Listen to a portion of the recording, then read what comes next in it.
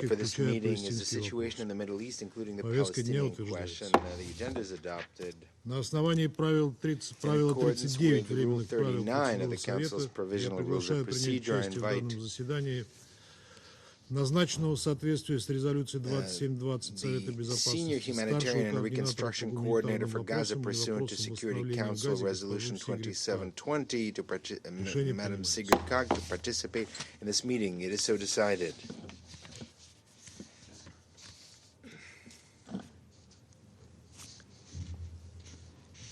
The Security Council will now begin its consideration of item 2 of the agenda. And I would now like to give the floor to Madam Sigrid Kaag.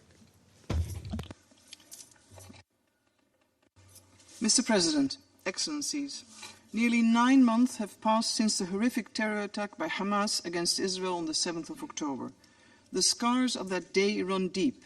The pain of the hostages, the torment for their families, is a constant reminder to the Israeli people and political life.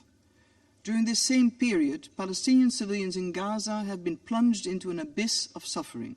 Their homes lie shattered, their lives upended. The war has not merely created the most profound of humanitarian crises, it has unleashed a maelstrom of human misery. The public health system, as you know, has collapsed, schools destroyed, and the disrupted education system threatens acutely future generations. With summer temperatures soaring and severe shortages of basic services such as waste management, sanitation facilities and water supplies, the spectre of outbreaks of infectious and communicable diseases looms large. Following the Israeli offensives against Rafah since the 6th of May, over 1 million people have been displaced once again, desperately seeking shelter and safety. 1.9 million people are now displaced across Gaza. And I'm deeply concerned about reports of new evacuation orders issued into the area of Khan Yunis. Its impact on the civilian population is deep. In Gaza, nowhere is safe. Behind every statistic, Mr. President, is a human story of hope, dignity, and aspirations. And in my visits to Gaza, I am met with voices that echo a single heart-wrenching question: will our suffering ever end? Mr. President, it cannot be repeated often enough. We need an immediate, full and complete ceasefire in Gaza. We demand the immediate and unconditional release of all hostages and unimpeded and continuous access to deliver aid at scale throughout the Gaza Strip, in line with Security Council Resolution 2735. International humanitarian law and international human rights law must be respected by all. Protection of civilians remains the paramount priority. UNRWA must be allowed to deliver on its mandated role. Mr. President, since our last briefing, I've continued to engage with key governments and other regional stakeholders at the highest political levels. I met Israeli Prime Minister Benjamin Netanyahu and key cabinet members again 2 weeks ago, further to Security Council Resolution 2720. The resolution establishes a framework to expedite, streamline and accelerate the delivery of humanitarian assistance throughout Gaza. As expected, this has been fraught with challenges. Yet, deliverables include the establishment of additional supply routes, the streamlining and facilitation which has taken place, whilst the space for acceleration remains very much subject to political will, as well as the enabling environment and conditions on the ground. There is no substitute for political will. In addition, the resolution mandated the establishment of a mechanism for monitoring and verification of humanitarian assistance. And the mechanism is now capturing humanitarian aid shipments from Jordan, Cyprus, Israel and the West Bank into Gaza, ensuring greater volume at certain times. I underline at certain times. Transparency and prioritization. Its establishment in a matter of months is the result of tremendous collaboration and support from UNOPS. The activation of the mechanism for supplies from Egypt is expected by mid-July. Subject to approval of their visa, UN monitors are getting ready to deploy to the mechanism's newly established offices in Gaza, and options are being discussed on the feasibility and longer-term planning of the Cyprus Maritime Corridor with continued direct access to Gaza. Finally, the mechanism will also serve as the main platform to facilitate entry into Gaza of all critical humanitarian items, consolidating existing practices further to the intent of the resolution. I encourage Member States to continue to preposition supplies and to allocate financing to humanitarian agencies. Additional contributions are urgently needed to address and meet the gap of the 2.5 billion flash appeal. As foreseen, Mr. President, by the resolution, in September this year, I will submit my last report to this Council, at which I will also share my broader observations. Mr. President, during my last briefing, I reported that on the 5th of April, the Israeli War Cabinet made several commitments with regard to Resolution 2720. My mission has been monitoring the implementation of these and other commitments, some of which are in place. These include the direct entry of humanitarian aid to Gaza from the north via Zikim and the Eretz crossings, as well as the use of the port of Ashdod. Approval for the resumption of the electricity line into the desalination facility in Khan Yunis. While the Nahal Oz water line was also opened, I note that this morning there are reports that would indicate the water line was unfortunately damaged, again in hostilities last night. Permission to enter select medical items, for instance UNFPA's maternity wards and field hospitals in northern Gaza. Further, critical communication and protective equipment, which are vital for the UN and broader humanitarian operations in Gaza, have recently been approved and transferred to Gaza, while discussions on other essential items are still ongoing. Continued use of Gate 96 to allow the entry of humanitarian supplies and fuel. We have seen an increase in the volume of commercial cargo entering Gaza, albeit irregularly, and we are in discussion to ensure commercial supplies are in line with the immediate needs of the population, meeting the humanitarian requirements.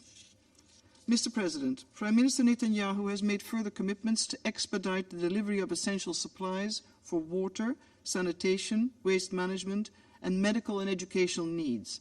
Urgent action is needed. Following last week's evacuation of 21 Palestinian children with serious illnesses and their accompanying adults from Gaza to Egypt via the Kerem Shalom Kerem Abu Salam crossing, discussions are ongoing to establish a more regular and predictable system of medical evacuations for patients, facilitated by WHO.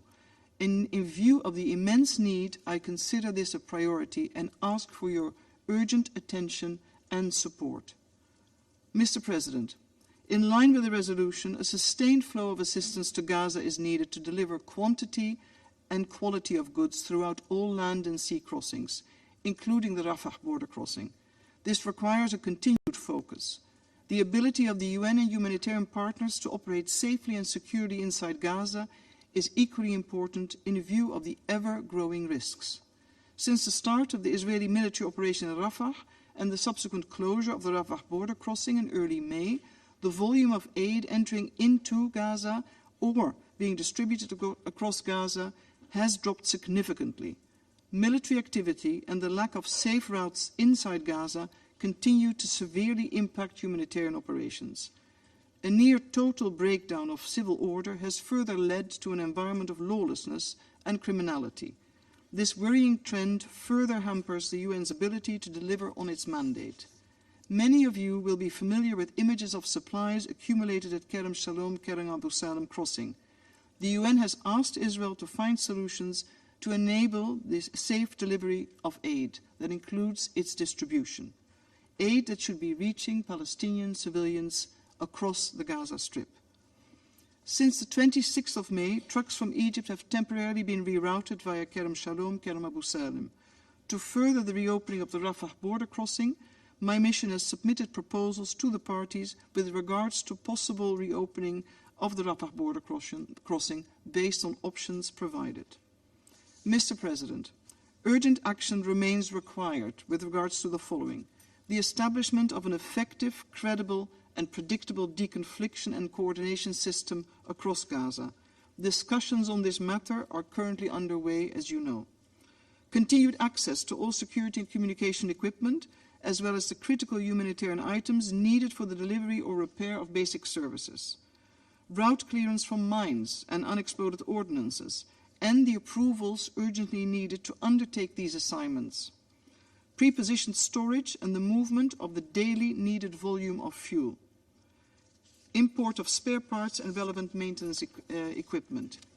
And concerning the diversification of routes, as well as the sustainability of supplies, we need a further scaling up of the Jordan corridor, the expansion of volume of aid entering via Tzikim and the Erez crossings respectively, the opening of additional crossings, especially to South Gaza, and consideration of movement of aid from North to South Gaza. And last but not least, the urgent reopening of the Rafah border crossing, also with a view to the important planning for recovery and reconstruction. Mr. President, while humanitarian assistance will be required for years to come, planning and preparing for the early recovery and reconstruction of Gaza is essential. We cannot ask Palestinian civilians to put their future on hold while they'll cling to their human dignity under the most inhumane circumstances. Establishing the framework and priorities for early recovery and reconstruction is both political and technical.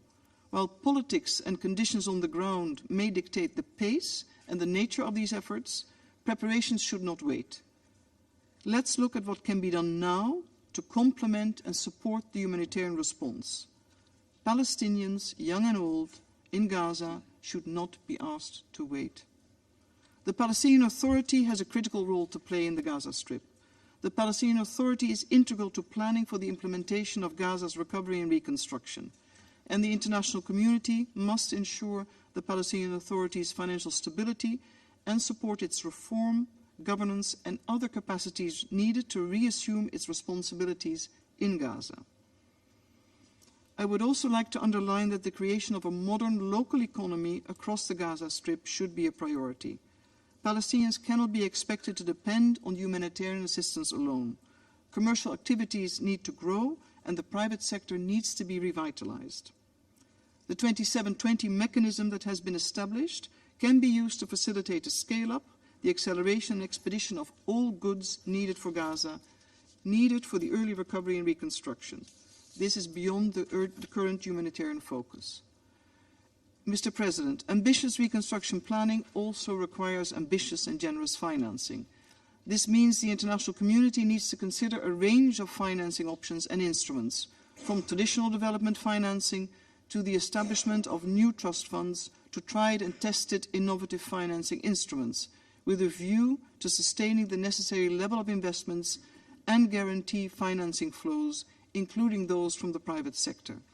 But when we talk about recovery, reconstruction or financing, this can be abstract. But if we view it through the human lens, the lens of our fellow human beings, it means the following: dignified shelter while more permanent housing is being built and or refurbished, the restoration of basic functioning health, sanitation and water systems, the urgent rehabilitation of schools or the establishment of other places of learning relevant to education, the creation of income-generating jobs, sustained and specialized mental health and psychosocial support services, support to local civil society organizations or non-governmental organizations, particularly those led by those inspiring young people or the strong women of Gaza I keep meeting on every visit.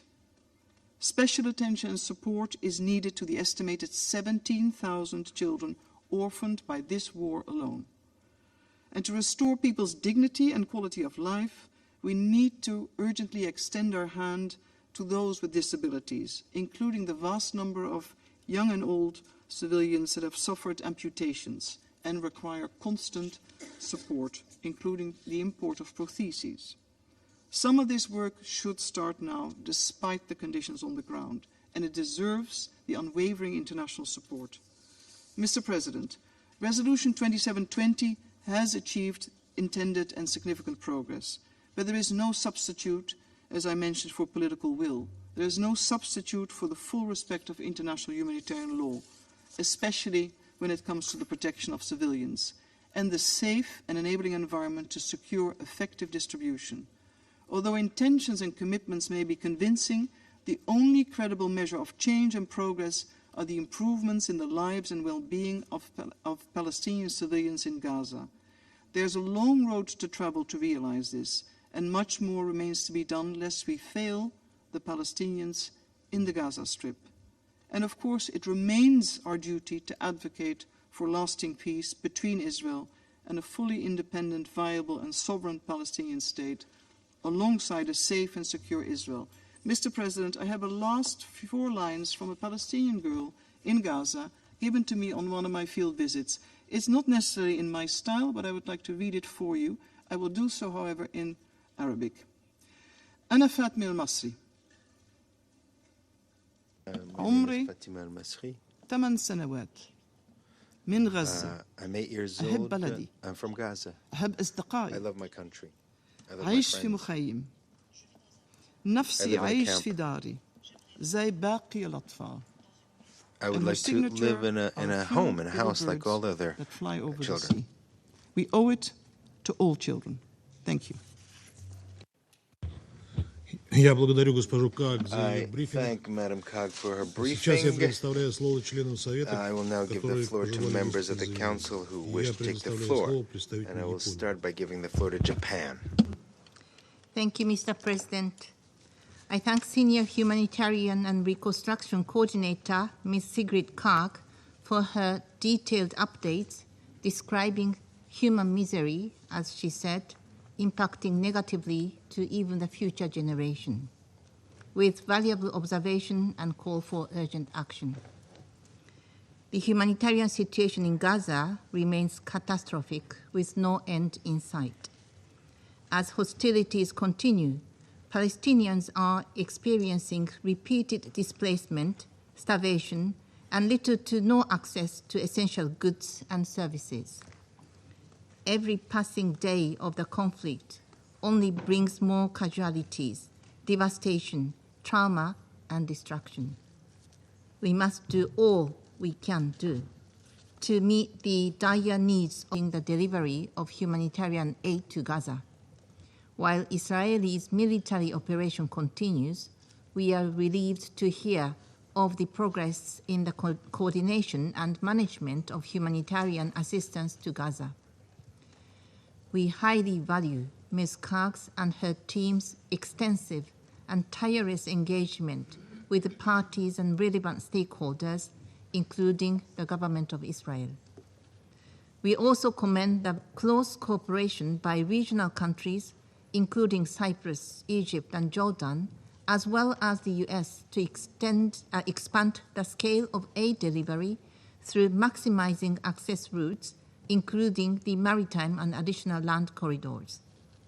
At the same time, we have listened carefully to the words of Ms. Kaag, describing many persisting challenges she and her team are facing, such as insecurity and a lack of deconfliction mechanisms across Gaza, and the continued closure of the Rafah crossing. Japan offers its full support to the endeavor of Ms. Kaag and the 2720 mechanism, and stands ready to work with fellow Council members to effectively implementing the mandate of the mechanism and address the remaining obstacles to humanitarian assistance. Given the vast scale and scope of the needs in Gaza, the work of the UN, including UNRWA, the backbone of the humanitarian response in Gaza, plays a crucial part in alleviating the suffering of the people and thus requires further financial support and other resources. For its part, since October last year, Japan has provided humanitarian aid worth more than $120 million in sectors such as food, wash, health, and medical care through a number of international organizations as well as through Japanese NGOs. We have also made extensive in-kind contributions of blankets, jerry cans, plastic sheets, and sleeping mats to UNRWA and other aid organizations. We will continue to provide necessary assistance and encourage others to provide further support as well. Ultimately, however, what is needed more than ever is the implementation of Security Council Resolution 2735, which can pave the way for the release of hostages and an immediate ceasefire, leading to the safe and unimpeded distribution of humanitarian assistance throughout Gaza. Japan strongly urges Hamas to work in good faith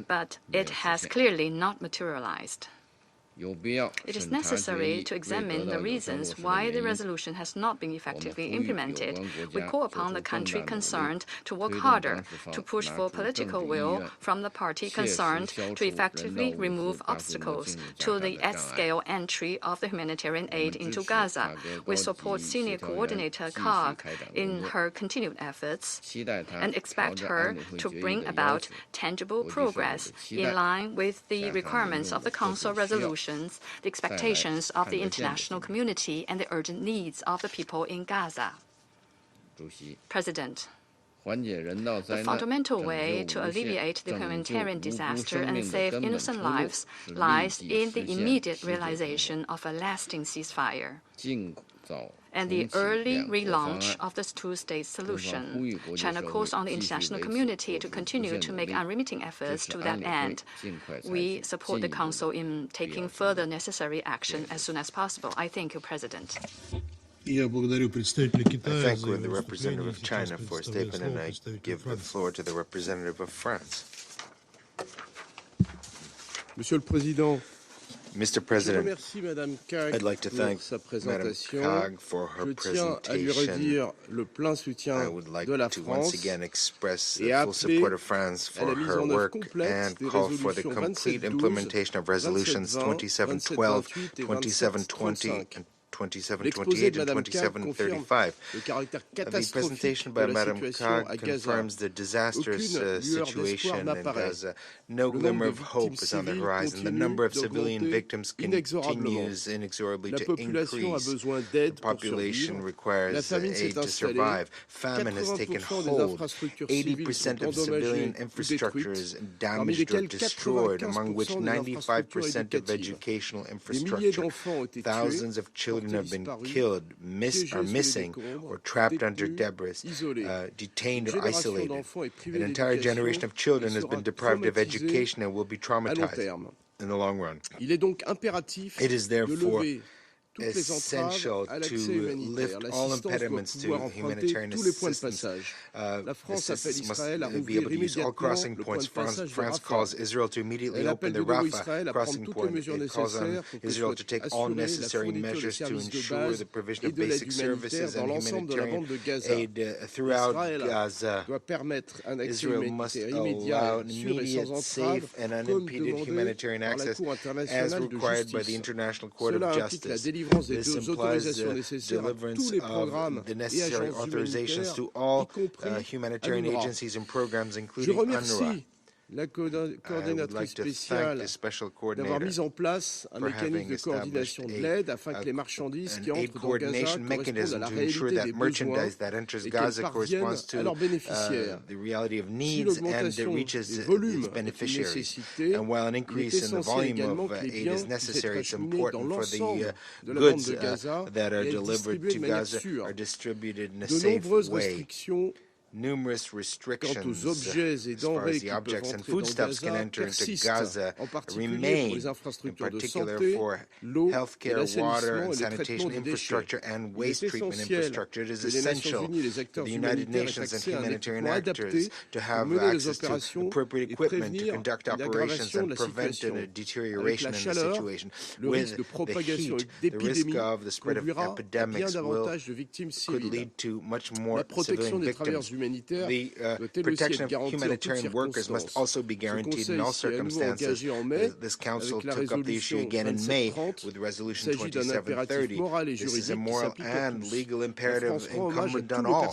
France pays tribute to all humanitarian personnel who have been killed in Gaza. The laws of war and humanitarian principles of precaution and proportionality in conducting hostilities must be respected. We call on all actors to ensure the effectiveness of the deconfliction mechanisms. The coordinating role of the United Nations is on this point essential.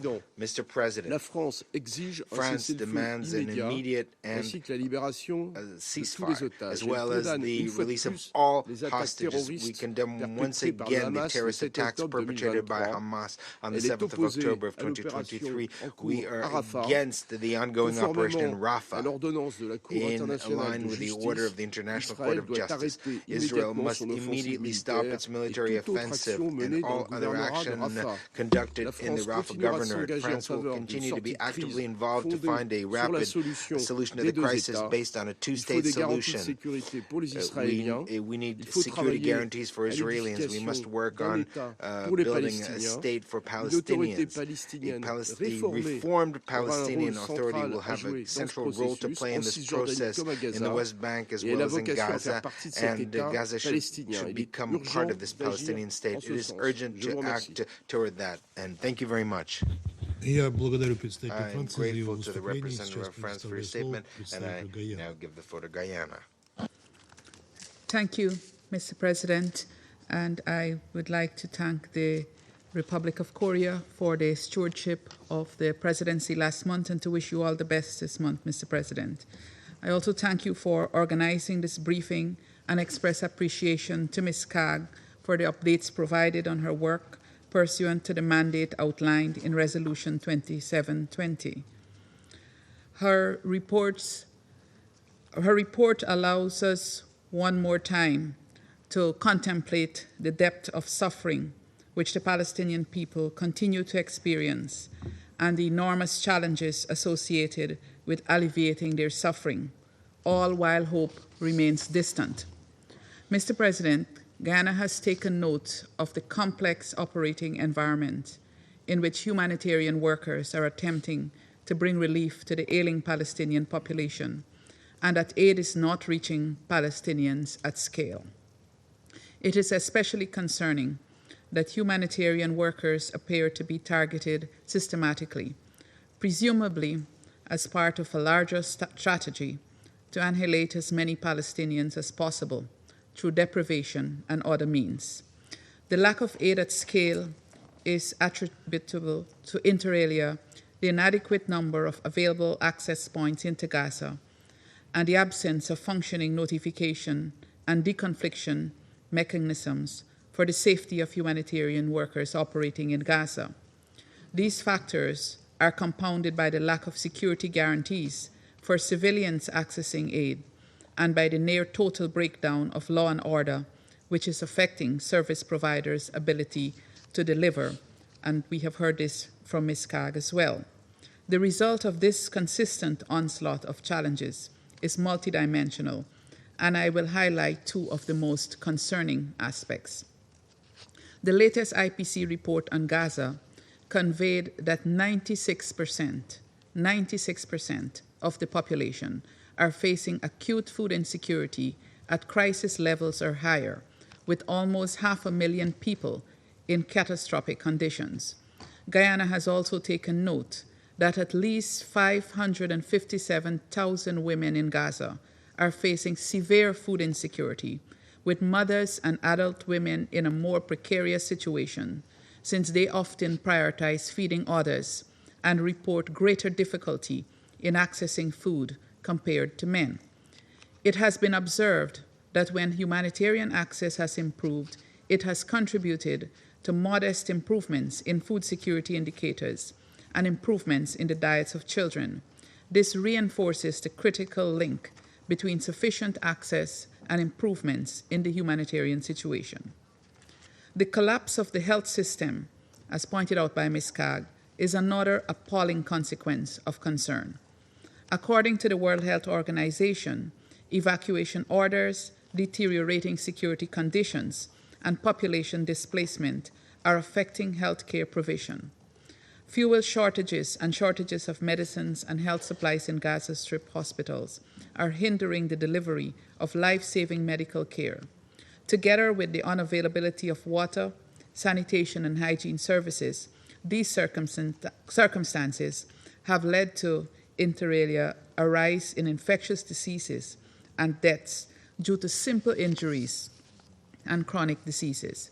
Mr. President, against this background, Guyana reiterates three important calls. First, there must be increased humanitarian access into Gaza. The number of crossings into Gaza is too limited, thus hindering the supply of humanitarian aid.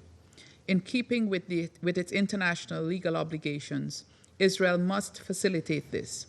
Guyana recalls the orders issued by the International Court of Justice on 26th of January, 28th of March, and 24th May.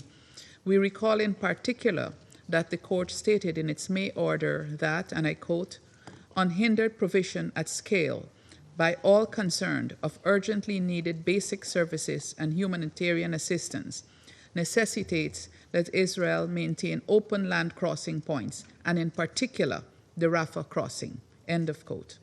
While Guyana supports efforts to scale up humanitarian assistance by all means, we stress that there is no substitute for land crossings. Guyana therefore supports the work of the Senior Humanitarian and Reconstruction Coordinator for Gaza to this end.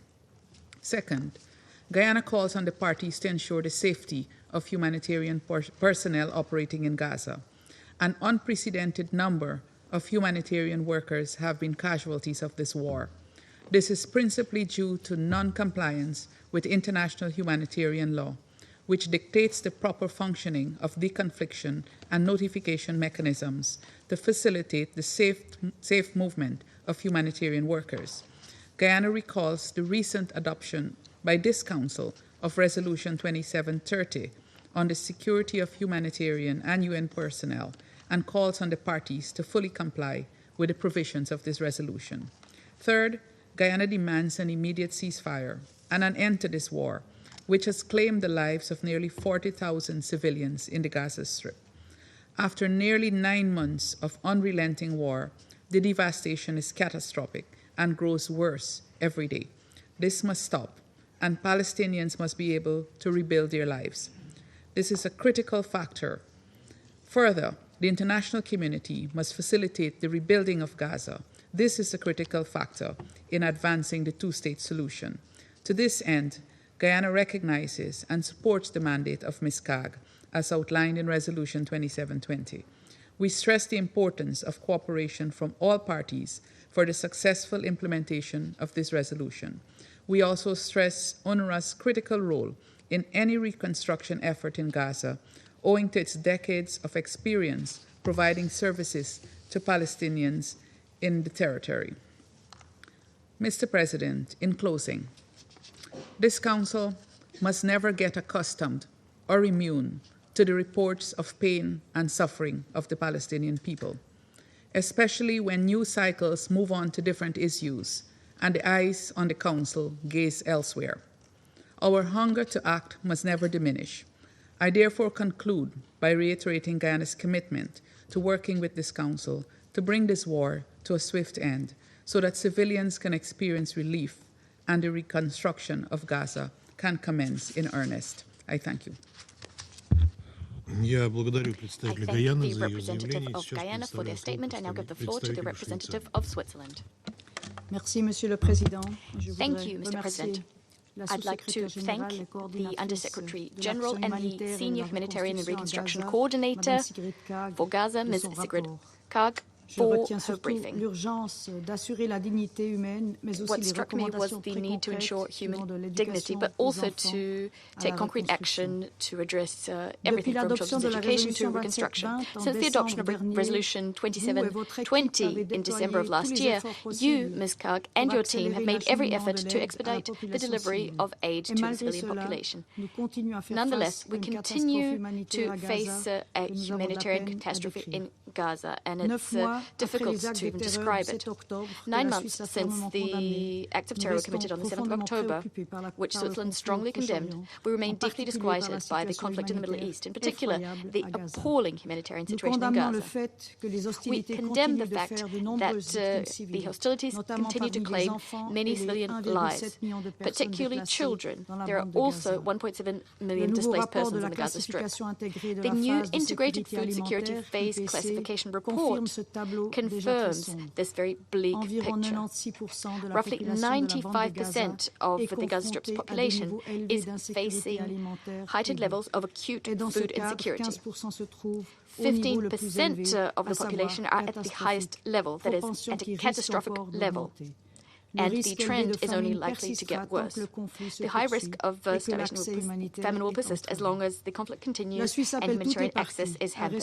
Switzerland calls on all the parties to painstakingly observe their obligations under international law, in particular international humanitarian law and human rights law. International humanitarian law compels the parties to allow and to facilitate humanitarian access to civilians in need. It also prohibits the use of starvation as a method of warfare. Civilians must have access to essential goods and services, such as drinking water, food, and security. The International Court of Justice reaffirmed in its orders the urgency of delivering humanitarian aid to the entire Gaza Strip, and yet the level of assistance remains clearly and vastly insufficient in the face of the immense needs we're seeing. As the Special Coordinator pointed out, safe, rapid and unfettered access throughout all crossing points remains a major challenge. This must change. It's a matter of urgency. Sufficient assistance must reach those who need it. The parties to the conflict, as well as other stakeholders, must take action. We should like to thank Jordan, Egypt, and the UN for convening at the start of this month in Amman a conference on emergency humanitarian assistance to Gaza. This sent a strong political signal.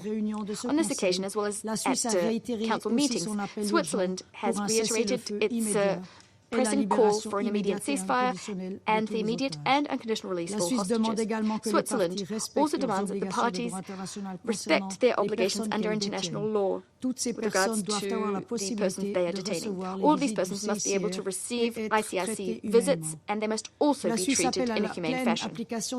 Switzerland calls for the full implementation of relevant resolutions adopted by the SC, specifically resolutions 2712, 2720, 2728, and 2735. What's more is, as reaffirmed by Resolution 2730, submitted by Switzerland, all parties to the conflict are duty-bound to respect and protect humanitarian personnel, United Nations personnel, and other associated personnel, as well as their premises and their property. President, we all know full well that increasing humanitarian aid volumes alone is not a lasting solution to the conflict in the Middle East. What we need is a cessation of hostilities. We must urgently re-establish a political horizon. We therefore would like to reaffirm our unswerving support for the two-state solution. Only two democratic states, Israel and Palestine, of which Gaza is an integral part, living side by side in peace and security within secure and recognized borders, will bring peace, security, and dignity to the people in the region. Thank you. I thank the representative of Switzerland for their statement. I now give the floor to the representative of Sierra Leone. Thank you, Mr. President. Mr. President, Sierra Leone congratulates and expresses full support to the Russian Federation on assuming the presidency of the Security Council for this month of July. We also commend and congratulate the Republic of Korea for their successful presidency in June.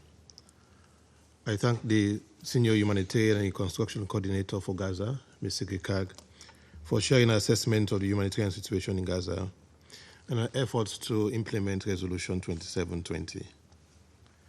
The humanitarian situation in the Gaza Strip remains a high priority, especially with regard to addressing the critical security and administrative challenges that threaten the full implementation of SCR 2720 and all other relevant resolutions of the Council on this issue.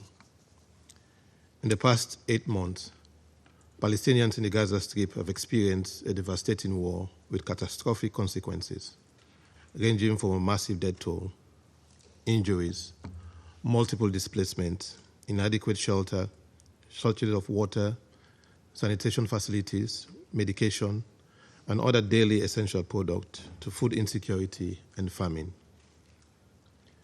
This cannot be normalized, and we must refuse to normalize this human tragedy of epic proportions. The plight of women and children have been particularly devastating, as they still struggle to access the right quantity and quality of aid. As we have heard from Ms. Kaag's briefing, the United Nations Office for the Coordination of Humanitarian Affairs has recently reported that essential sexual and reproductive health services in Gaza are severely limited, as only a few hospitals remain partially operational following multiple attacks on healthcare facilities. A similar absence of specialized healthcare facilities for children remains a key concern. For months, heightened tensions and insecurity have continued to hinder the operations of aid agencies and the unimpeded flow of humanitarian assistance throughout the Palestinian territory. The continuous escalation of the conflict has impacted the ability of these agencies to work effectively and provide life-saving assistance to civilians, despite their best efforts. Furthermore, as reported by OCHA, over 193 UN personnel have been killed during the conflict, as well as other humanitarian workers. In support of the United Nations' effort to address the challenges of effective humanitarian support in the Gaza Strip, Sierra Leone would like to emphasize the following 2 points. Firstly, we reiterate our support for the Office of the Senior Humanitarian and Reconstruction Coordinator and recognize our efforts through meaningful engagement and consultations with relevant stakeholders to enhance facilitation, improve coordination, monitoring and verification of all relief consignments to Gaza. We welcome our recent visits to the north of Gaza and our discussion with the Israeli authorities to advance this mandate. In this regard, we believe that ongoing discussions with the Israeli government and the wider engagement aim at resolving the prolonged conflict between Israel and Palestine should prioritize the issue of unimpeded provision of and access to humanitarian aid and essential services, which are so desperately needed in the Gaza Strip and in the occupied Palestinian territories. We also therefore welcome the convening of the high-level conference on call for action urgent humanitarian aid for Gaza, held in Jordan on 11th June. Secondly, we reiterate our call on the parties to the conflict to strictly adhere to the obligations under international law, in particular international humanitarian law, and all relevant resolutions of this Council and the binding provisional measures ordered by the International Court of Justice aim at protecting civilians, including humanitarian workers and civilian infrastructure. An effective deconfliction mechanism is necessary to guarantee the safety and security of all humanitarian personnel and allow for the rapid facilitation of humanitarian relief. We welcome the operationalization of the UN mechanism and improve access in the north through the RS West crossing. However, we note the constraints UNRWA and other partners encounter on the ground to store, transport, and distribute aid to South and Central Gaza. We call for access to be granted via all possible routes into the Gaza Strip and to reduce such obstacles and for improvement in delays and restrictions from checkpoint procedures and clearance for aid. We are of the view that an immediate and sustained truce leading to a cessation of hostilities will significantly improve the humanitarian situation on the ground. We echo the words of the UN Secretary General, and I quote, "It is high time for ceasefire along the unconditional release of hostages," end of quote, urging for the current opportunity created by the recent peace initiative to be seized. In closing, Mr. President, Sierra Leone calls for continued support for the mandates of the Senior Humanitarian and Reconstruction Coordinator, working collaboratively to improve the lives of Palestinians in the Gaza Strip. We call for stronger collaboration and coordination with other UN agencies and consultants. Ultimately, adherence to the calls for an immediate ceasefire will go a long way in securing a deal that will finally end the current cycle of violence and suffering. I thank you. I thank the representative of Sierra Leone for their statement. I give the floor to the representative of Ecuador. Gracias, señor presidente. Thank you, Mr. President. Dado que esta es la primera reunión del Since this is Consejo de the este first mes, meeting of the Council me this uno a la month, felicitación I would a like la to República echo de the Corea por congratulations el to the gran Republic trabajo of realizado Korea for durante the el mes de excellent junio. work that was done Quiero también last month. expresar I mis also mejores deseos a la want to Federación Rusa express the best wishes to durante su the presidencia de Russian este mes de julio, Federation para lo cual during its cuenta todo el presidency respaldo de during Canadá. this month of July, during during which you can count on our full support. At the start of this intervention, I'd like to thank Madam Sigrid Kaag, Senior Coordinator for Humanitarian and Reconstruction Affairs of the United Nations in Gaza, for her presentation, and I would like to reiterate the support of my country for her efforts.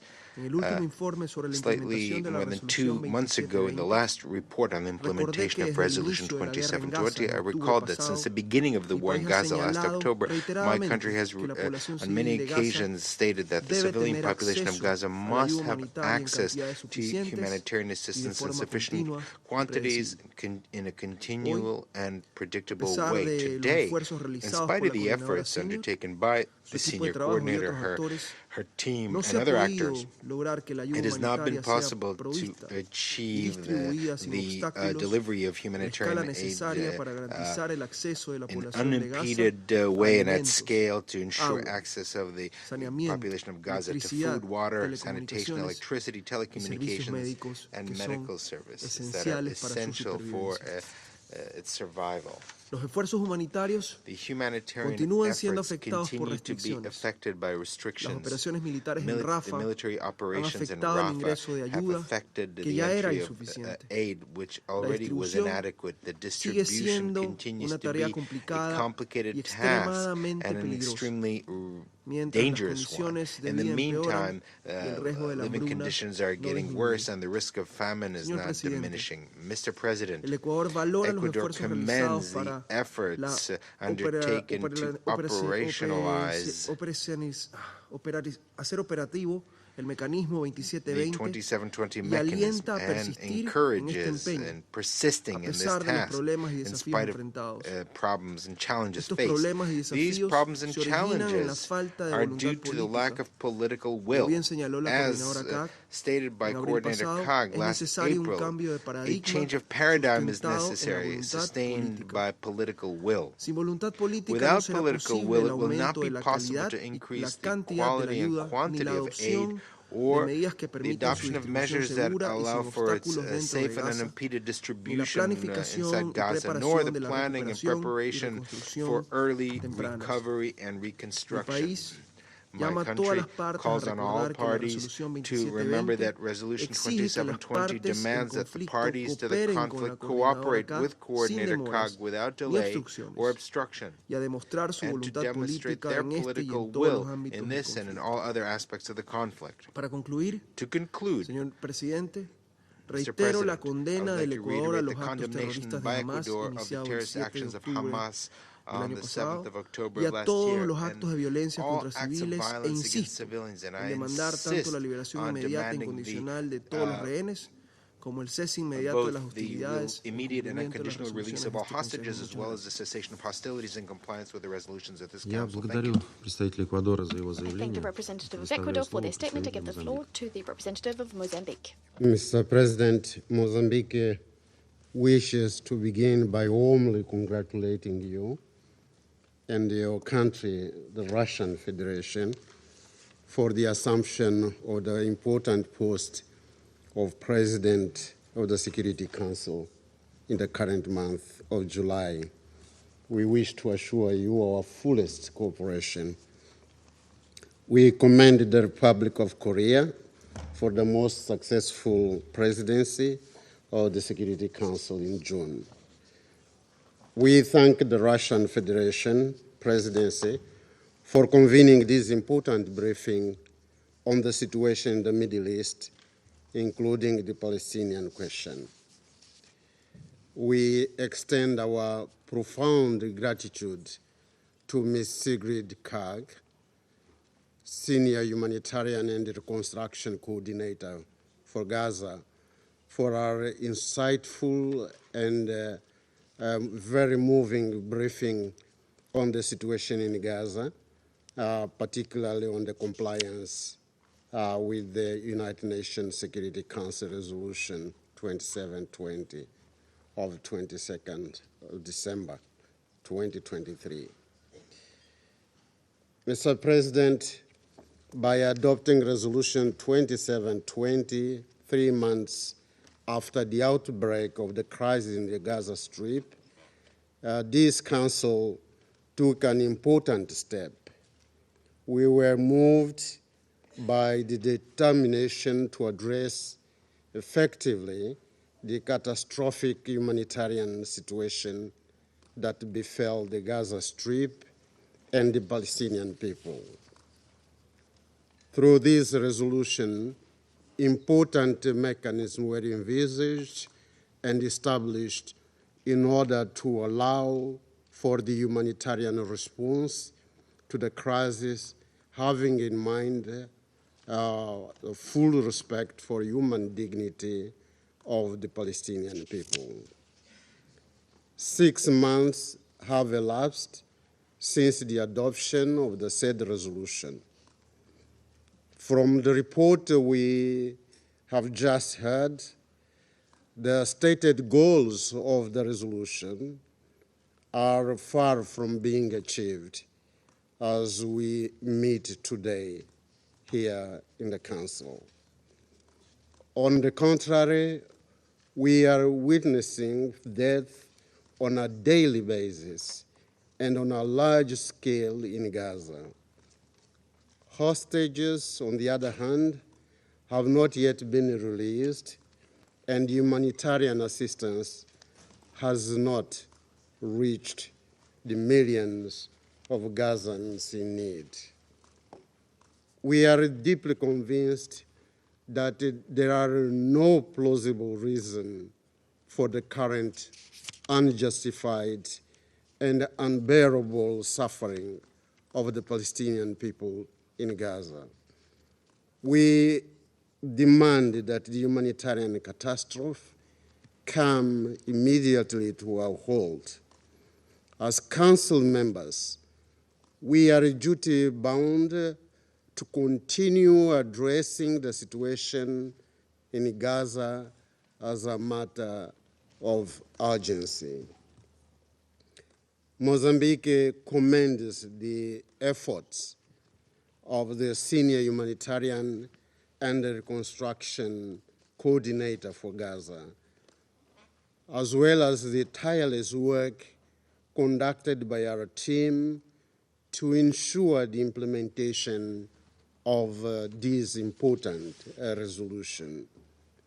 We strongly encourage the engagement with the relevant parties, the international community as a whole, in the implementation of resolutions, other resolutions, 2712, 2720, and even the spirit of resolution 2728.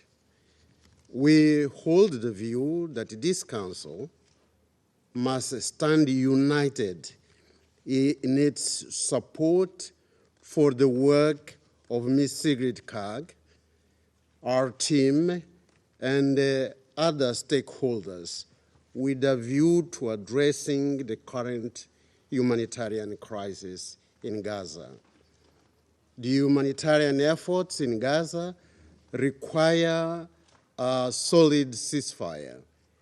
In parallel, efforts must be made for the release of hostages, for full humanitarian access and assistance, for dialogue, for peace, for the reconstruction of Gaza, as well as for the implementation of a two-state solution leading to a peaceful coexistence between Palestine and Israel, living side by side within secure and internationally recognized borders. I thank you, Mr. President. I thank the representative of Mozambique for their statement, and I now give the floor to the representative of Malta. Thank you, President, and I also thank Senior Humanitarian and Reconstruction Coordinator Ms. Kaag for her briefing and her efforts. Resolution 2720 sought to address the humanitarian catastrophe in Gaza. It is gravely alarming that 9 months into the conflict, the conditions in the Strip remain dire and continue to deteriorate. Since 7 October, more than 37,000 people have been killed as a result of the Israeli military operation, with countless others wounded. 75% of the Gazan population has been internally displaced, and the majority on more than one occasion. Nearly the entire population is facing high levels of food insecurity, with concerning reports detailing the use of starvation as a method of warfare. Children continue to bear the brunt of this war. Israel's continued and expansive military operation into Rafah has further compounded existing risks for civilians and debilitated the humanitarian response. This includes through the seizure of the vital Rafah crossing, which remains inoperative. The implementation of the relevant Council resolutions and the full, immediate, and effective implementation of the orders of the ICJ remains essential. The obligation to ensure the unimpeded and safe delivery of humanitarian aid into and throughout Gaza, including through the lifting of all barriers to the provision of humanitarian assistance on a large scale, remains paramount. We are encouraged to note from Senior Coordinator Kaag's briefing that the 2720 mechanism is now operational and contributing to improving coordinated efforts for aid delivery into Gaza. We maintain that land routes remain the most feasible and effective way to ensure that unprecedented levels of aid now enter the Strip.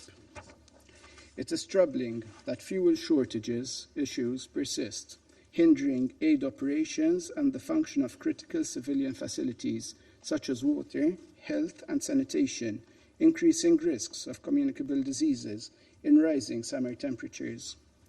Commercial goods must also be prioritized, as the people of Gaza cannot depend on aid alone.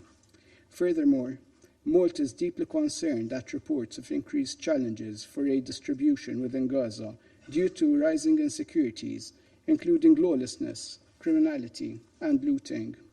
This deterioration on the ground places significant strain on the UN and its partners in continuing their respective relief efforts. As demanded for in Resolution 2720, and in accordance with international humanitarian law, United Nations and humanitarian personnel must have robust assurances for their safety and security. Last week's killing of an MSF staffer is another tragic demonstration of the high price humanitarians and health workers continue to pay with impunity. All parties must fully respect and utilize the deconfliction mechanism. Independent investigations into all killings of UN and humanitarian staff must also be held. Furthermore, the work of the UN must not be politicized. UNRWA is an irreplaceable actor, without which there can be no meaningful comprehensive aid operation into Gaza. It is operating under extremely difficult conditions, and it is crucial that the international community ensures that the agency receives the required funding and support. President, as we sit in another meeting on the situation in Gaza, we cannot risk normalizing the state of affairs. This persistent despair cannot become the inherent status quo for the Palestinian civilians and the hostages that are still being held captive by Hamas and Palestinian Islamic Jihad. On this note, we reiterate our call for the immediate and unconditional release of all hostages. Malta reiterates its call for an immediate and permanent ceasefire. We urge both Hamas and Israel to accept the terms of the proposal outlined in Resolution 2735 and to put an end to further human suffering. This is the only way to allow for significant flooding of aid into and across Gaza. It would also allow the space for a massive recovery and reconstruction efforts that are necessary. Crucially, a ceasefire will bring us a step closer towards a vital political horizon. It is a fundamental requirement for the realization of the two-state solution and lasting peace between Israelis and Palestinians. I thank you. Я благодарю представителя Мальты за выступление. Сейчас предоставляю слово представителю Алжира.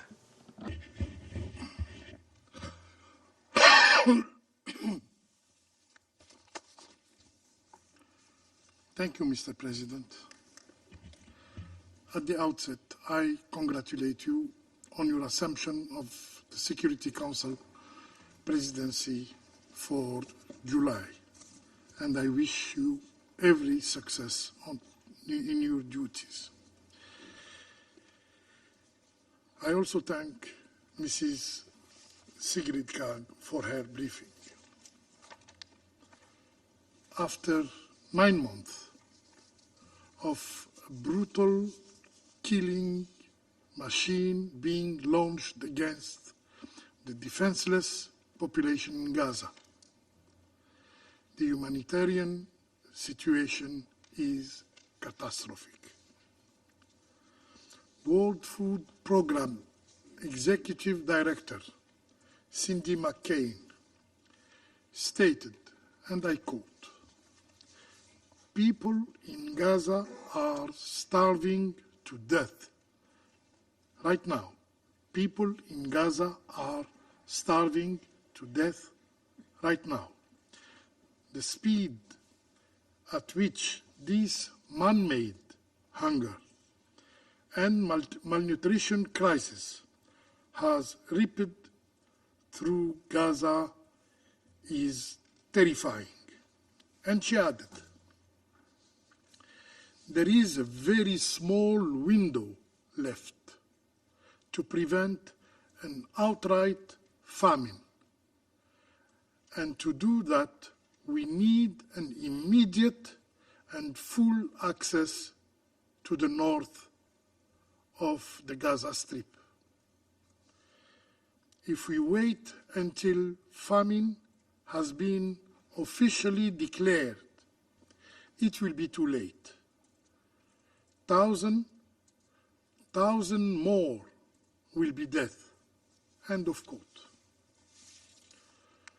Mr. President, last December, the Security Council adopted Resolution 2720 to establish a mechanism aiming at facilitate and simplify the procedure delivering humanitarian aid to Gaza, a mechanism that was presented as a solution to the obstacle imposed by the Israeli occupying administration. So, what is the situation today? A quick look at the latest UN statistic shows an undisputed conclusion. Resolution 2720 has proven ineffective. When this resolution was adopted, about 100 trucks entered Gaza daily. Before the 7th of October, there were 500. Today, the same problems remain, despite the effort of Mrs. Kaag. And humanitarian actors continue to face numerous difficulties in accessing Gaza. According to the ICP, extremely limited humanitarian access to and within the Gaza Strip continue to impede the safe and equitable delivery of life-saving, multi-sector humanitarian assistance, critical for famine prevention and response. These include severe limitation to the supply of goods, spare parts, as well as basic services. Last June, the access rate did not exceed 73 trucks per day. This small number is the result of the Israeli occupiers' deliberate policy of using starvation as a means of war. Yes, how can we justify the destruction and burning of the Rafah crossing, which is now out of service? How can we justify all the bureaucratic obstacles the occupation administration impose on humanitarian access. Image of more than 1,200 trucks lined up on the Egyptian side of the Palestinian border demonstrate the deterrent and complex administrative processes. The rate of trucks entry increased to 170 per day in April, proving that the smooth entry of aid is linked only to international pressure and, unfortunately, to the occupiers' willingness. We have repeatedly stated that the food crisis in Gaza is man-made. It's not the result of the failure of the international community or the UN mechanisms. It is due to the occupiers' policy of using starvation as a means of its dirty war against the Palestinians. Mr. President, today, distribution of humanitarian aid remains a major concern. UNRWA, the backbone of humanitarian action in Gaza, is prevented to operate throughout the Gaza Strip. It is unacceptable that even the OIOS report and Madame Colonna's report, UNRWA continues to be subject to attacks. We noticed that UNRWA was almost absent from the briefing we have heard today. Also, no provision related to its role in the effort of distribution and reconstruction in Gaza was mentioned. In this regard, a legitimate question should be asked on the plans for this agency, whose mandate is vital for the Palestinian people. For us, UNRWA is irrepressible, and the choice of NGOs to take on its task has proven ineffective. Furthermore, security issues related to distribution are to be expected. The Israeli occupying force systematically attacks the police, the Palestinian local police, during aid deliveries. And today, no one takes the risk of escorting aid convoys because they will be targeted by the occupying power. This is part of a policy, a deliberate policy aimed at destroying civil order and pushing Gazans out of their homeland. Mr. President,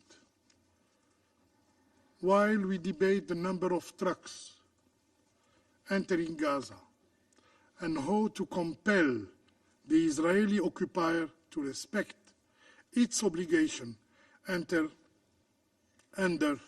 international humanitarian law, people in Gaza are starving to death.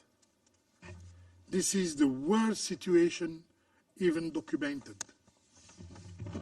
No one in Gaza is in food security. Yes, no one.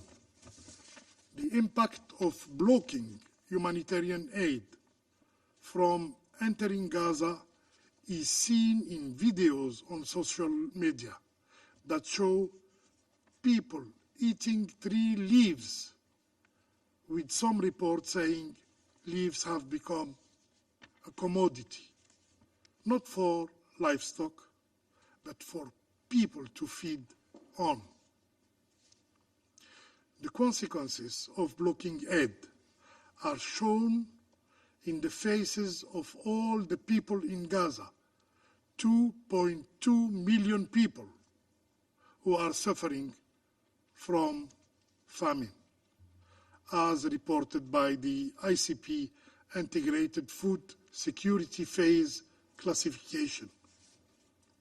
Mr. President and dear colleagues, in conclusion, we wonder if we in the Security Council will be able to really impose a solution that will put an end to the suffering of the Palestinians. The life of Palestinians in Gaza are threatened by hunger and disease.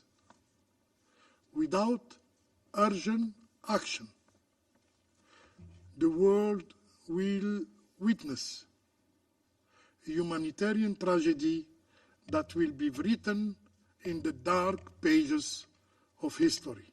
I thank you.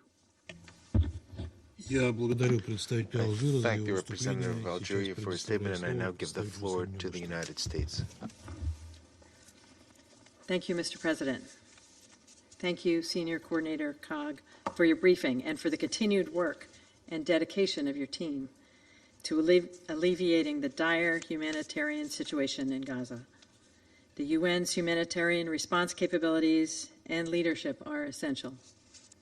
The IPC recently projected that 96% of Gaza's population, more than 2 million people, will likely experience crisis, emergency, or catastrophic levels of food insecurity between now and the end of September. With much of Gaza's population facing catastrophic levels of hunger, the situation is at risk of worsening rapidly, especially with sustained disruptions in aid flows. We have consistently conveyed to Israel's senior leadership the need to provide sustained and unhindered access for humanitarian assistance to enter via all routes into Gaza, expanding and accelerating humanitarian imports at Ashdod and opening all existing land crossings into Gaza, including at Rafah, are vital steps. Relatedly, we appreciate Coordinator Kaag's update on efforts to distribute aid within Gaza so that it will reach the most vulnerable, including mothers and children. In this regard, we welcome Israel's commitment to fulfill specific UN requests and continue constructive conversations with UN officials on how to best meet the further needs of UN agencies and facilitate their work. In order for humanitarian organizations to be able to safely continue their life-saving work, the IDF must implement concrete commitments to protect humanitarians and improve the overall security environment inside Gaza. We reiterate that the lack of an effective deconfliction mechanism nearly 9 months into the conflict is unacceptable and continues to put humanitarian actors at tremendous risk. Colleagues, while we continue to press Israel to improve humanitarian access, we know that the best way to address the crisis is for Hamas to accept the ceasefire proposal endorsed by this Council in Resolution 2735. Doing so would create conditions to support a massive surge of relief for Palestinians, together with taking steps to restore essential services and start early recovery efforts in Gaza. If the operating conditions improve, the humanitarian community can then provide life-saving assistance to the most vulnerable, including the many unaccompanied and separated children, pregnant women, the elderly, and the many, many families who are going hungry and dying from preventable infections and disease. A ceasefire would also allow for increased commercial activity in Gaza, getting needed supplies to people and markets. Unfortunately, Hamas has ignored the calls from this council and across the international community, coming back with new demands outside of the framework outlined by Resolution 2735. We continue to work with Israel, Egypt, and Qatar to try and bridge the gaps, and as we heard this week, Israel remains on board. We urge all council members to continue to press Hamas to accept this deal without delay or conditions and to bring about the ceasefire with a release of hostages. At the same time, the United States remains committed to providing humanitarian aid as well as to sustaining humanitarian access. In June, we announced an additional $404 million in life-saving humanitarian aid to support Palestinian civilians in Gaza, the West Bank, and the region to provide food, safe drinking water, health care, and protection. We also stand ready to continue supporting Senior Coordinator Kaag's efforts and would urge others on the Council to do so as well. Thank you. I thank the representative of the United States for your statement, and I give the floor to Slovenia.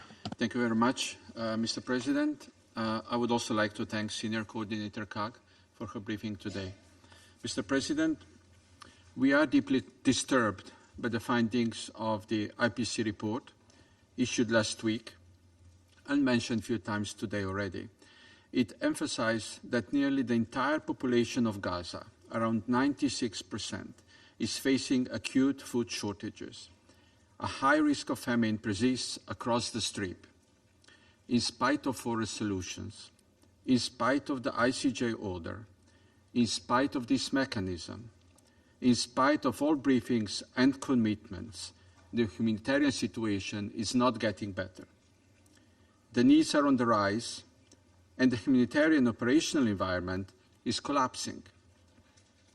Diseases are spreading, public order has crumbled, criminal gangs are taking over, the social fabric is disintegrating.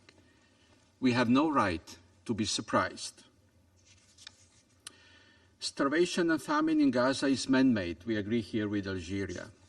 It is a choice by Hamas, who is willingly sacrificing its people, rather than agreeing to a ceasefire as defined by our resolution. A choice by Israel, not to fulfill its prime duty as the occupying power. Israel is obliged to ensure food and medical supplies for the population it occupies, not just allow the passage of aid.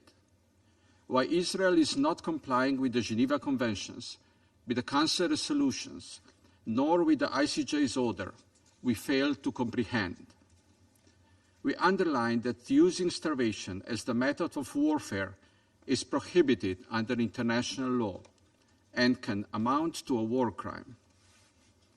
We have heard from Israel that there is no limit to aid reaching Gaza. We find it hard to believe.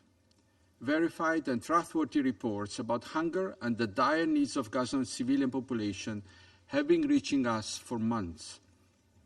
If there is no limit to the aid reaching Gaza, why do 50,000 children require treatment for acute malnutrition? Mr. President, we condemn the continuation of attacks on humanitarian workers and UN and humanitarian premises and convoys, including UNRWA, ICRC, and others. Some have halted their operations out of concern for the lives of their staff. Over 270 humanitarian workers have been killed in Gaza.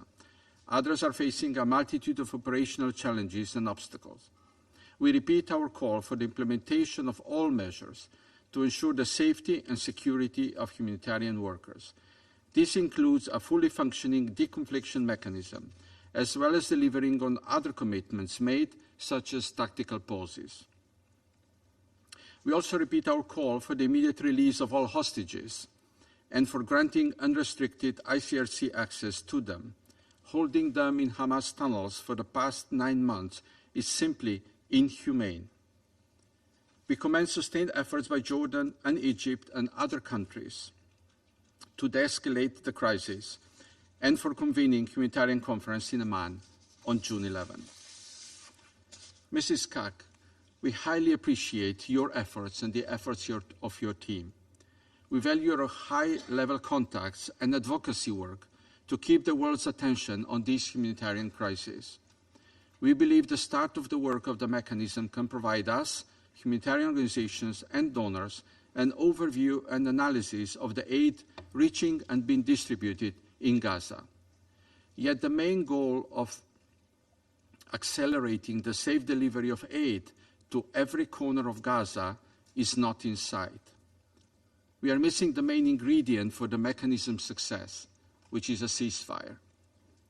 Mr. President, the end of bombing and ceasefire will not magically solve problems for civilians in Gaza. It will be only the beginning of the end of their suffering. It will not automatically lead to sustained and unhindered humanitarian access and neither reduce the risk of famine. It will not automatically restore public order and neither open doors to reconstruction. It will not automatically enable a political process leading to the two-state solution and neither ensure that a human tragedy of epic proportions, as described by my neighbor from Sierra Leone, happens never again. So, dear colleagues, we agree with France that it is time, that it is urgent for the Security Council to start reflecting on Gaza beyond the ceasefire, even if today this seems so far away. Thank you.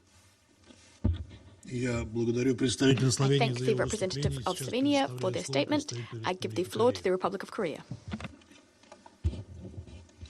Thank you, Mr. President. Let me take this opportunity to express our sincere gratitude to all Council members for their kind support during ROK presidency last month. And we congratulate the Russian Federation on assuming the July presidency and wish you all the best for this month. I thank Senior Coordinator Sigrid Kaag for her detailed and insightful briefing. The Republic of Korea would like to express sincere appreciation and support for Ms. Kaag and her team, as well as the relevant countries for the efforts to advance the humanitarian mechanism under Resolution 2720. We welcome the improvements made to the process of humanitarian assistance detailed by Ms. Kaag, including expediting the entry process of humanitarian cargo and activating some land and maritime corridors into Gaza. We hope that the 2720 mechanism can keep contributing to effective monitoring and tracking of humanitarian assistance as well as commercial goods. However, we are deeply worried that even with the launching of the 2720 mechanism in May, the humanitarian situation in Gaza is still deteriorating, particularly since Israel commenced military operations in Rafah in May.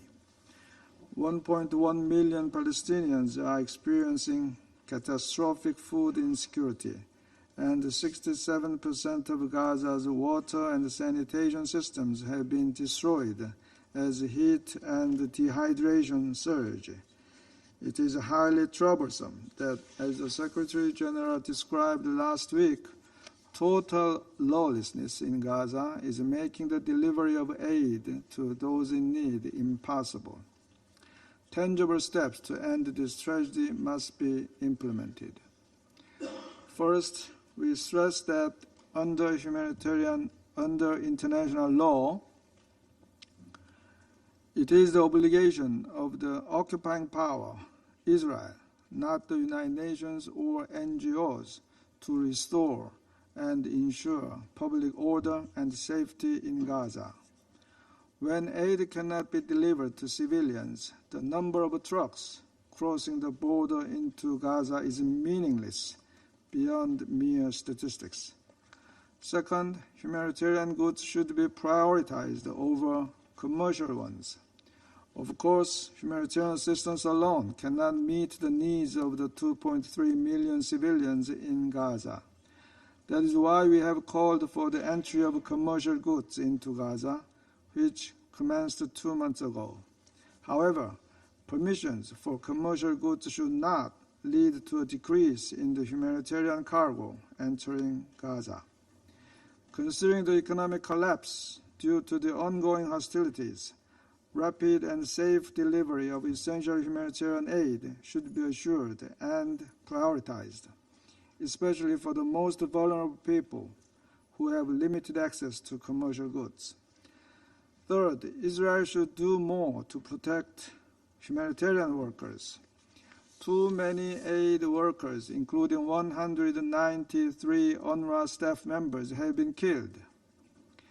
Improved notification and a more effective deconfliction mechanism should be implemented. Coordination meetings between the IDF and humanitarian agencies should function as an effective platform to share all relevant information and prevent any security incidents. Resolution 2730 on the protection of humanitarian personnel and civilians should be faithfully implemented. Fourth, all land crossings leading to every corner of the Gaza Strip must be opened. This will not only increase the volume of aid into Gaza, but also shorten the distance between the entry and the distribution points.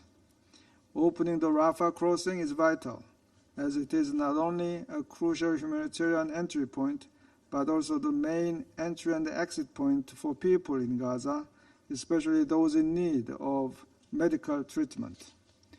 To ensure all of these requirements, an immediate ceasefire, along with the release of all hostages, is urgently needed.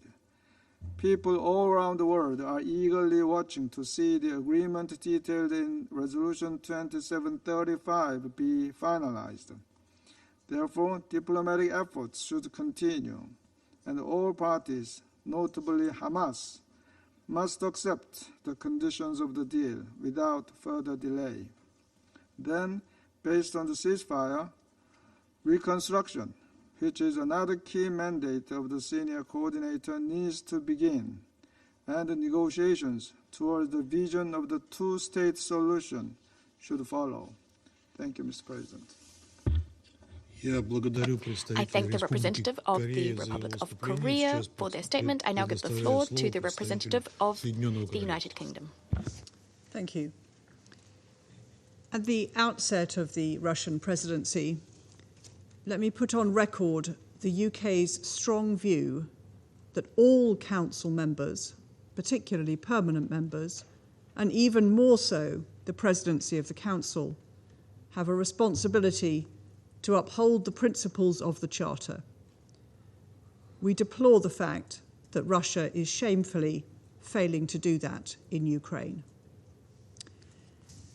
I'd like to start by joining others in thanking the Senior Humanitarian and Reconstruction Coordinator for your important work to alleviate the suffering of Palestinian civilians in Gaza, including the focus on women and children.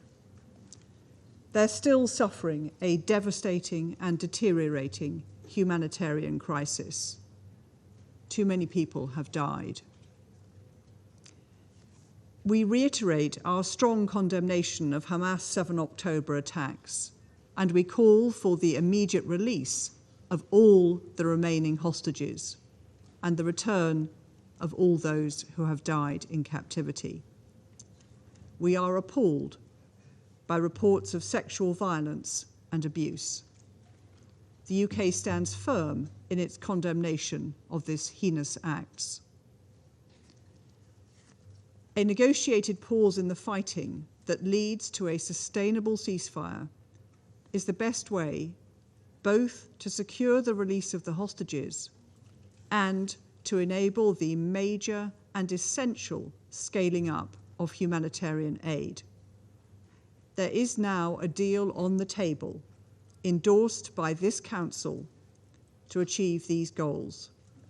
The onus is now on Hamas to accept it. We also continue to call on Israel to fulfill its commitments to increase the amount of aid getting into Gaza and to meet its obligations to facilitate unhindered humanitarian access.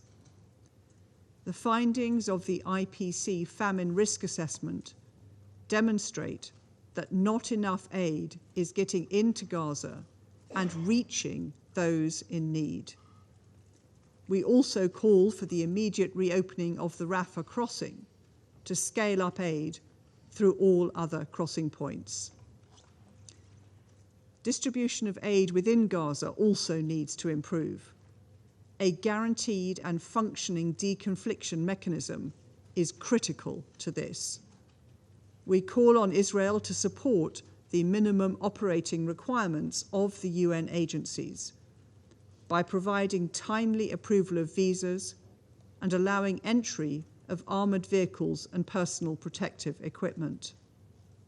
President, Resolution 2720 provides for a mechanism which will show whether aid is reaching those who need it. I thank Senior Coordinator Kaag and her team for their work to establish this mechanism and urge her to continue her efforts to ensure it can deliver this in a comprehensive and timely way. I thank you. I thank the representative of the United Kingdom for their statement. I will now deliver a statement in my capacity as the representative of the Russian Federation. Before I read my statement, I just wanted to say that we took note on the disclaimer by the UK in the beginning of its statement. Also, for the record, we would like to know that it is not for UK to teach and lecture member states, members of the Security Council, including permanent ones, on upholding international law. The law, international law, which UK and other Western partners long parted for the sake of the rules-based international order. The country that ignited, the country that fueled the conflict when it was about to be stopped in April 22. And that was exactly your Prime Minister who prevented concluding a treaty, a negotiated treaty between Russia and Ukraine that would allow for the conflict to stop at that time and to save numerous lives of unfortunate Ukrainians. We'd like to thank the Senior Humanitarian and Reconstruction Coordinator for Gaza, Ms. Sigrid Kaag, for her briefing regarding the situation in enclave and her efforts directed to achieving humanitarian access to the territory of the enclave as per UN Security Council Resolution 2720. Based on the report that was presented today, it's become perfectly, definitively clear that against the backdrop of the IDF military operation that's been going on for almost 9 months now, with comprehensive support from Washington, a sustainable and adequate provision of the necessary assistance to the people of Gaza is simply impossible. The situation on the ground is not only deteriorating, it's putting Gazans on the brink of starvation. And that's not a figure of speech, that's the tragic reality. And this has been clearly pointed out by the WFP, which attested to the fact that 96% of Gazans, that's 2 million people, are in need of food assistance. Almost 500,000 people are already suffering from famine. They're at the highest level of the Integrated Food Security Phase Classification, Category 5. As a result of the ongoing military operation and Israel's military raids, the number of deaths now exceeds 38,000, mostly women and children. over 87,000 have been injured. Tens of thousands are missing. And there's the almost complete destruction of civilian infrastructure as well, including hospitals, schools, and residential buildings. The situation is most dire in Rafah, where since the start of the Israeli operation, which Security Council members unequivocally opposed, there were over 1.5 million refugees. These people are yet again being forced and are being forced to flee wherever they could. Such actions on the part of the occupying power cannot be justified on any grounds whatsoever. Given the total absence of security, it's very difficult to talk about the effectiveness of the work being done by humanitarian organizations. OCHA is promoting a system of deconfliction and humanitarian notifications, but that system is not working. That's a fact. On the 13th of May, a UN DSS staffer died. A second DSS staffer was wounded. This was a result of a UN vehicle being struck. The Israelis said they would investigate, yet we know nothing about the results of that investigation. Perhaps the representatives of the UN could shed some light on the matter and perhaps give an answer to that question. Since the start of the crisis, 274 humanitarian workers have died. Of them, 197 are UN personnel. The majority, 193, are UNRWA staff. We've also had reports of 500 health workers being killed. No matter how carefully Ms. Kaag chooses her words to describe her engagement with the parties to the conflict and to describe the special humanitarian mechanism for Gaza, which was established as per UNCR 2720, the reality is that humanitarian access is not being ensured. The main channels for the delivery of assistance are very much limited, and when they do open up, it's for a short period of time with the blessing of the Israeli authorities. When they do open, their handling capacity is insufficient to properly meet the needs of the civilian population. UNRWA Commissioner General, Mr. Lazzarini, stated that even after the IDF announced tactical pauses of military hostilities along humanitarian assistance delivery routes, nothing changed on the ground. We're seriously disquieted by the latest reports by the Ministry of Health in the Gaza Strip regarding the fact that the fuel required to run hospitals will run out in a matter of 48 hours. We must understand that what stands behind these numbers are the lives of patients who are very sick. It goes without saying that Ms. Kaag cannot be blamed for this. Since the outset, it was clear that when intense military hostilities are ongoing, ensuring safe and sustainable humanitarian access to those in need is impossible. We said this on many occasions, and we therefore called for a ceasefire as well. We want to make it crystal clear. We commend the efforts of humanitarian organizations and note the valor of humanitarian workers who are putting their lives on the line as they continue to work and provide assistance to the Palestinians. We believe that any assistance, even if the volumes are insignificant, is highly important and can save lives, or at least, at a minimum, alleviate suffering. We must continue working with the Palestinian and Israeli sides to seek humanitarian assistance delivery options. Having said that, Ms. Kaag, her team, OCHA, and humanitarian organizations in general need to soberly assess the situation on the ground and correctly set priorities for their humanitarian efforts. For example, it's high time to recognize that the maritime corridor between Cyprus and the Gaza Strip and the US-built temporary pier near the enclave's shoreline never lived up to expectations.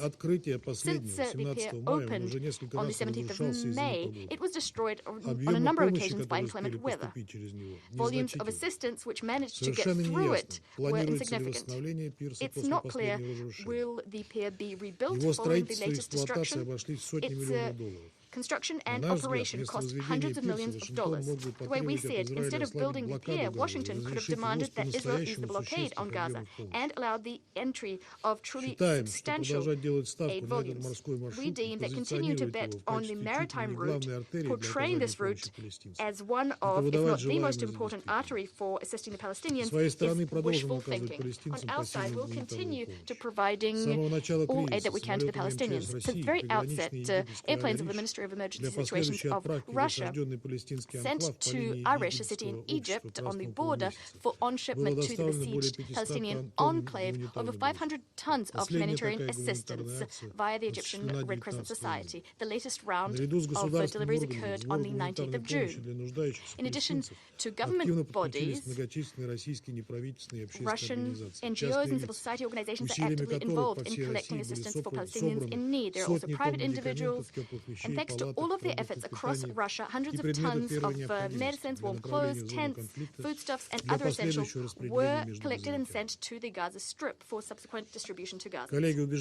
Colleagues, we stand convinced that given the unabating escalation of violence in the Palestine-Israeli conflict zone, the UN Security Council must continue to exert pressure on Israel and its US ally to establish an immediate, unconditional, and permanent ceasefire. That is the only way to establish the conditions for switching the settlement to a political and diplomatic track. This requires, first and foremost, direct dialogue to be established between Israelis and Palestinians across the whole range of final status issues. The outcome of this process should be the implementation of a formula that's been approved by the international community, the two-state formula, Israel and Palestine living side by side in peace and security within the borders of 1967. I resume my function as President of the Security Council. There are no more names on the list of speakers. I now invite Council members to continue our discussion of the subject in informal consultations. The meeting stands adjourned.